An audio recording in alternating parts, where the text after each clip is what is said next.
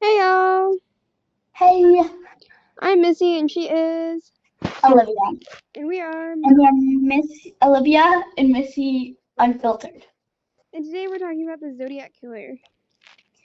The Zodiac Killer is an uncaught assailant who's thought to have murdered at least 5 people in Northern California between 1968 and 1969. So a span of 1 year. There was a murder in 1966. The thought to also be the actions of the Zodiac Killer. The case is inspired a movie called Dirty Harry in 1971. There are many conspiracies and opinions of who the Zodiac Killer was and why they did it. On December 20th, 1968, our first murder occurs. A teen couple was at Lover's Lane spot.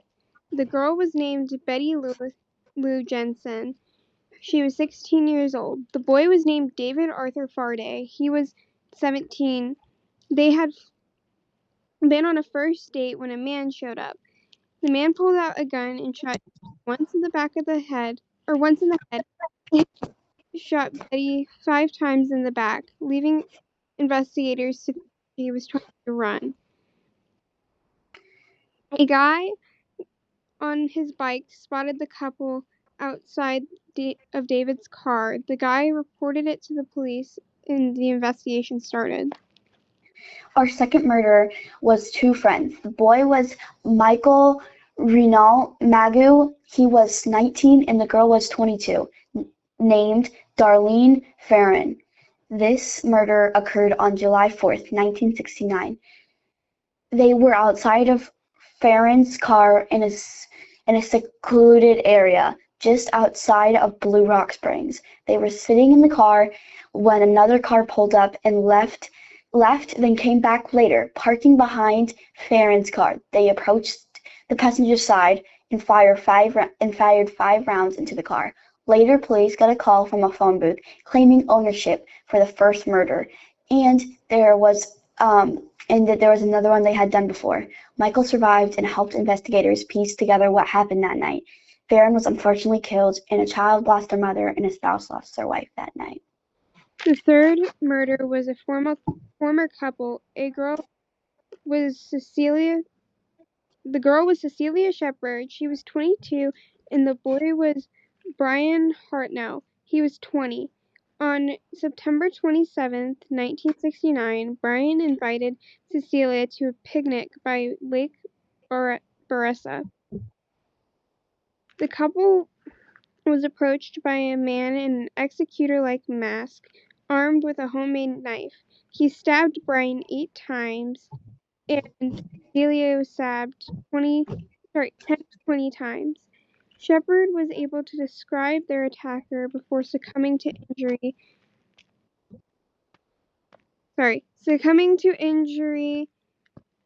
and before succumbing to injury. Brian was able to survive and describe everything that went down, even had an interview. The Zodiac Killer wrote a letter to the police claiming ownership over the murder. Okay. Our last confirmed murder is that of Paul Stein on October 11th, 1969. He was 29. He was a cab driver who unfortunately picked up the Zodiac Killer and was shot in the back of the head. The Zodiac Killer used a piece of Paul's shirt to clean the dashboard. This piece of shirt would be sent to the San Francisco Chronicle. He is the last confirmed victim of the Zodiac Killer.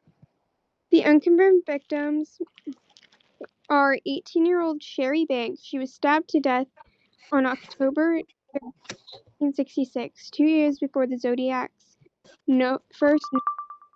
She was beaten, choked, and stabbed numerous times. Her case remains unsolved.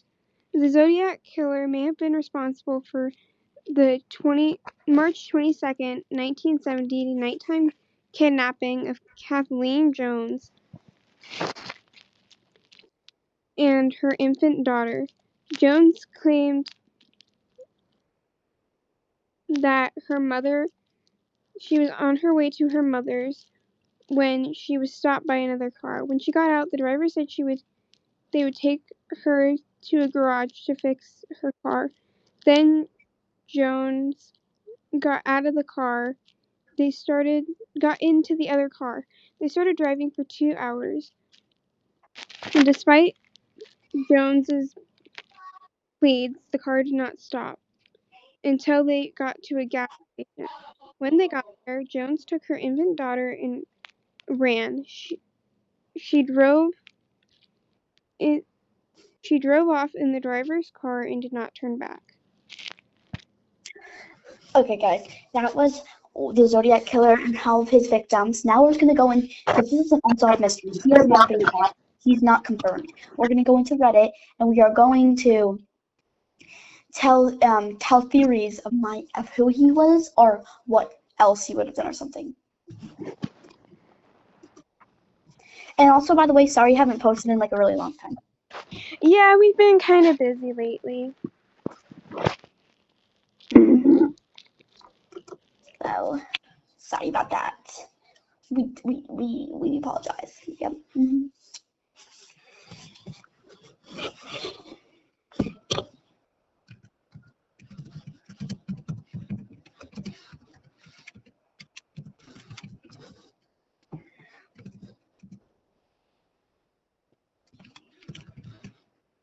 Sorry, we're looking up.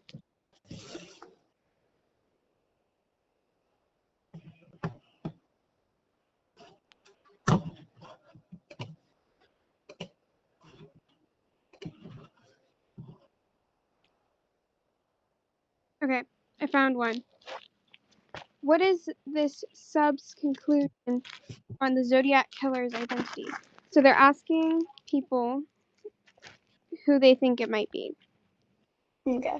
Almost 60 years, almost 60-year unsolved case and no updates in 4 years. It's pretty much going to stay this way. I know it's hard to encapsulate the entire sub's view as of course there are different opinions. That said, do the majority agree on a certain suspect? If so, why? Or if a pool of suspects? I'm not exactly looking for proof or an answer or closure, merely what people think about the case. Are you done? No, there's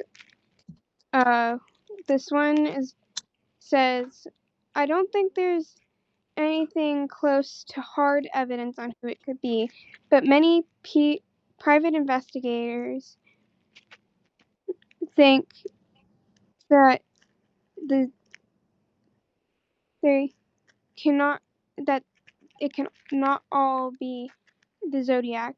There's a very good chance that none of them are are only the Zodiac's murders. I would wager that over the years, very strong suspects have come up for police, but they have never been mentioned to the public, either because they've cleared them, because they are or were investigating them. Based off some other serial killers like Dennis Rader and Gary Ridgway, I would say that there's a good chance that the Zodiac's real name has come up in the investigation as, in some way, but we have never heard of him. But he might be more important than a name on a computer printout along with hundreds of men. Might Okay. that he was stationed at March Air Force Base as this is a different person, by the way, as a Okay. reserve air and was taking college classes at Riverside College. Because March Air Force Base in Riverside, California is where Sherry Joe Bates was killed in 1966. It is the Air Force Base. It is an Air Force Reserve base. Her killing took place in 1966. The same year, members of the base were called to active duty to serve in Vietnam. According to the Wikipedia page, according to their Wikipedia page. I have one to read. Okay. This one's from Zodiac Killer, posted only 4 days ago.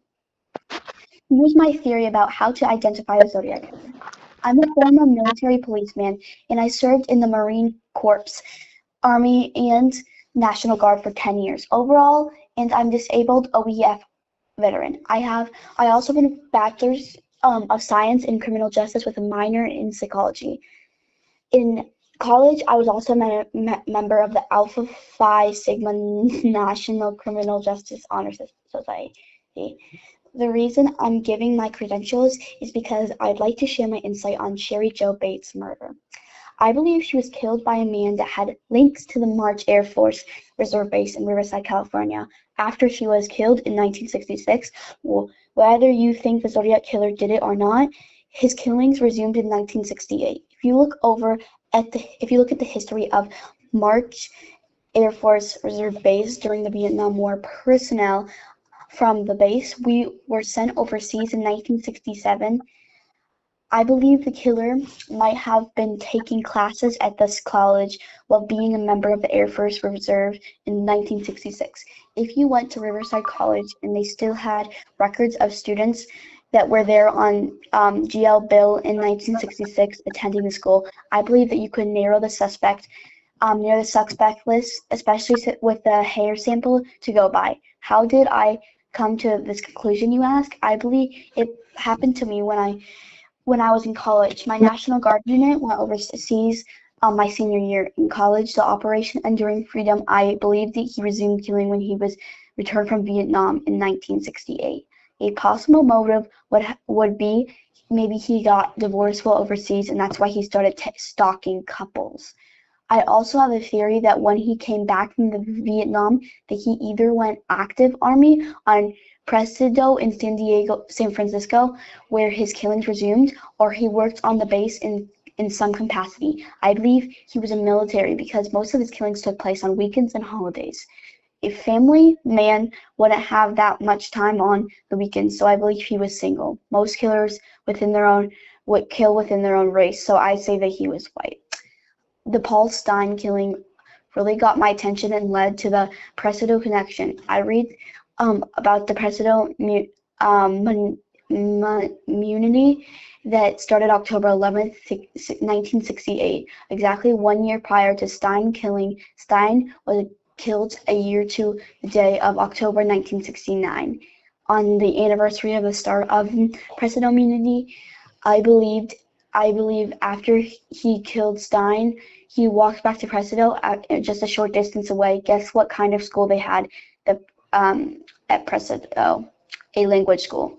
Here's exactly what taught their post World War Three, two, not three. The Military Intelligence Service language school. Later, the Army's language school was moved to the Presidio of Monterrey, expanding its language training programs. Guess which one of the languages were taught in Presidio? Japanese. We all know the Zodiac Killer had a fascination with the Mikado. The killer can still be found. I'd be looking for the suspect that had been assigned to the March Air Force Reserve Base in the Presidio that still classes as a Riverside College. That's it. Okay. I found one by exceptionally Presidic, I think is how you say it. I think Mayor Mayor I'm gonna get this wrong. Mayor Hofer, I think is how it was the Zodiac for lots of reasons. Mainly timeline, locations, and I can't find anything to really rule him out. He frequently traveled the western states delivering farm equipment for his father's company. As he grew up in Montana, he was very familiar with types of branding symbols as seen in Zodiac Code. He had government influence in his background or upbringing, and I think the whole slaves in heaven stuff is a derived is Drivative.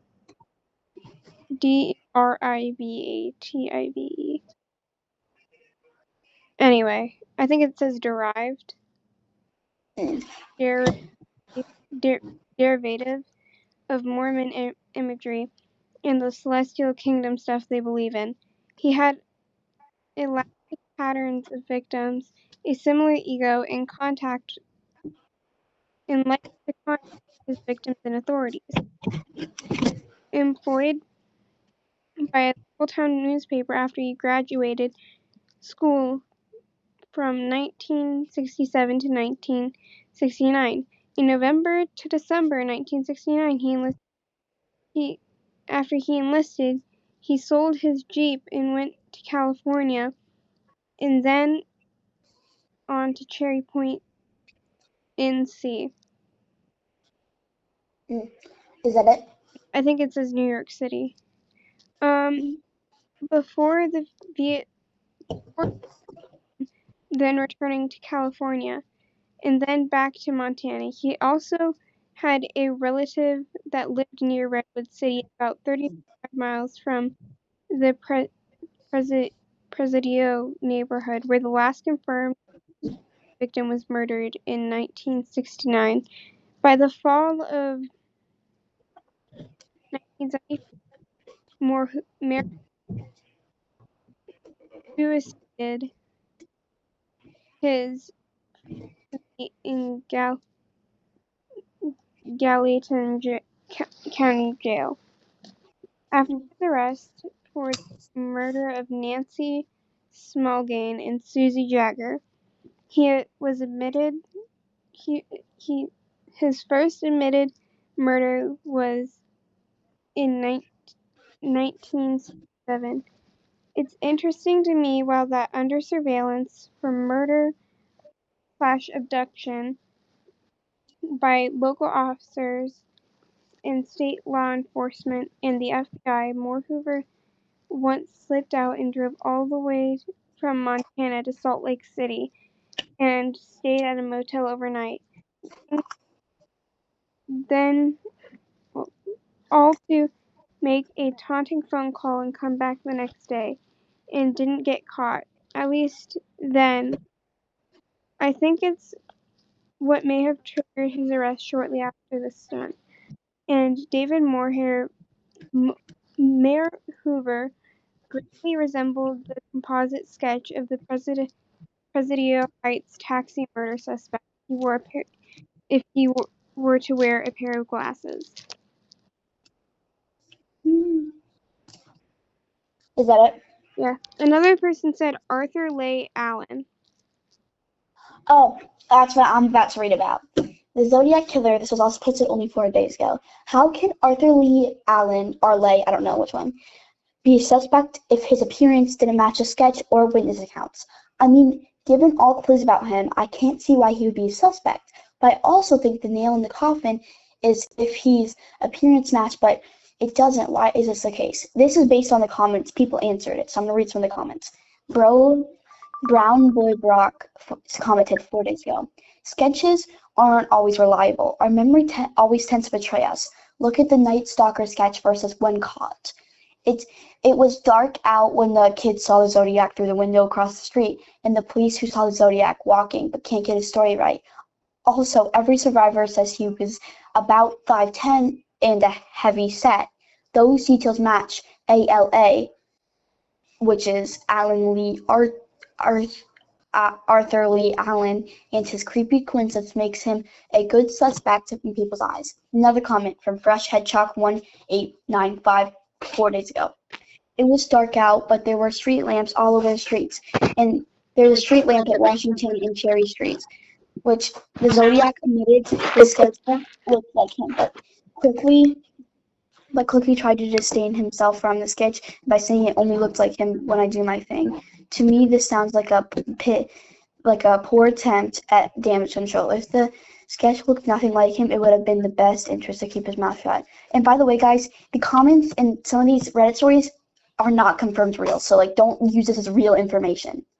Never mind. Yeah. The Reddit stories, our information we said was real. This information is not. These are all theories. We don't know. And then another one, Elicious 4 days ago. The suspect sketches of a Night Stalker and the Golden State Killer were pretty accurate to Richard Ramirez, Joe D'Angelo during the times crime were committed. Will Rico's jumper too. There's a lot more than he doesn't match. It's a large part of Gray Smith's shaping in the narrative. I'm going to read this last one and then Missy can do the next one. Lord unconfirmed 4 days ago. Brian Hartnell described the man who attacked him as being roughly 5'10", 6 feet tall, and weighing 225 to 250 pounds. He also stresses the man had a large stomach and a body shape similar to of a walrus. That description was supported by a forensic footwear test performed on the killer's shoe print, which determined that Predator weighed considerably above 220 pounds. Allen was 6 foot and 240 at the time of the murders, fitting that description. Some of the Don's folks' many contradictory accounts describe a man similar to Allen as well, 6 foot plus, 230 to 240 pounds. Large body is how he described the man in 1991, but other versions of his story don't. Take that for what you will. Magoo picked Allen on a lineup, so his description must always be reviewed in light of that information. He'd been asked to identify numerous lineups before, never once pointed to any suspect. Evidently, something about Allen was similar enough to his recollection of the suspect that he felt he could break that pattern. Taking the above into consideration, it's a myth that Allen does not fit eyewitness description as whole. It's more accurate to say that he does not match the Robbins account in particular. Okay, you can go now. Okay, this one is personally the one I think it is, but again, these are just theories. Richard Hoffman. My best guess is Richard Hoffman, the first officer responding to the Darlene Ferrin murder. There's a lot of interesting coincidences, and his name comes up often in the case. Darlene was rumored to be having an affair with Richard at the time, and Richard was on duty that evening in an unmarked police car in plain clothes, which also explains the Richard that Darlene's relatives were convinced was her boyfriend. He turned away the officers that arrived at the scene after him, and later was found at the scene. And it was later found that the scene had been tampered with. The phone call to report was only 2 blocks from the police station. He admitted to moving evidence. He rode to the hospital with Darlene in case she said anything, which was normal for an officer, but very ominous and creepy in a different context if he was responsible. He had history of domestic abuse and violence. Officer Hoffman was a known womanizer, and the motives for the murders were mostly centered around female victims. Hoffman also used similar spelling errors in police reports that he authored. He also wrote weird poetry and had similar handwriting to the Zodiac letters. He also looked like heck a lot of the time in a lot of the police. He also looked like heck of a lot of. He also looked like a lot of the police sketches. He even gave interviews in the Zodiac documentaries, if I'm not mistaken. And this is my opinion, but in the ciphers, the Zodiac symbol represented D. I'm D. Assuming the Zodiac was a narcissist, then stands for a reason to choose the first letter of his name. Dick Hoffman. That's a nickname for Richard. Okay. I just say one thing. Can I read this last one and then I have to go because my dad's here with food. Okay. Is that good for our episode today after I read this one? Okay. Sorry, we could do a longer one tomorrow. Sorry guys, we'll do a longer one tomorrow. We're posting another one tomorrow. Yeah. I'll just do it when I'm already done eating stuff. Okay. What was the Zodiac motive? I'm on a bit of a fence sitter on this issue. Many people feel very strongly about what his motive was. However, I am not as convinced. Their theory there is most evidence for school shooters. School shooters seem to have similar motive to the Zodiac Killer. Many of them write manifesto talking about their motivation, which is how they felt socially obstructed from society, and their murders were their revenge against the society that they failed in. School shooters also tend to have this great disregard for being caught, and when you can argue Zodiac was daring with all the evidence he gave authorized about his crimes. School shooters also know how to desire to be famous, which is why there is in Zodiac murders theories I don't dismiss. Sexually motivated. His first three kennel attacks were couples were on dates. If you look at the other killers who killed random strangers like zebra murderers or beltway sniper is much more random selection of people. I don't buy that he just chose couples out of convenience. In fact, as Dog points out, the closest killer to Zodiac is the son of Sam. Legendary profiler John Douglas interviewed David Brokowitz and determined Brokowitz was emoted to kill because of a fantasy. Personal. I know I am kind of a crank for this, but I don't dismiss Zodiac. He knew some of his victims and he was murdering them for personal reasons. Theories that I kind of dismiss. Profiles Richard Walters profile that makes KG-12 a great candidate to be a Zodiac killer. I personally don't buy someone who was successful in life that they were a multimillionaire before inflation. That meant something. We would kill these with three couples in the Bay Area with a bunch of letters to papers. Stray thoughts. His motivation could be a mix. For example, Beltway Sniper, I believe one of the first people he killed was the guy's ex-wife, so his motivation was mixed. Ted Kuznetsky was famously political motivated in his manifesto outlining his strong political conviction, but it's also a strong school shooter revenge motive because examine Uncle Ted's life story.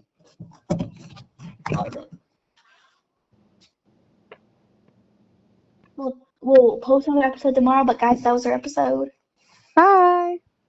Bye.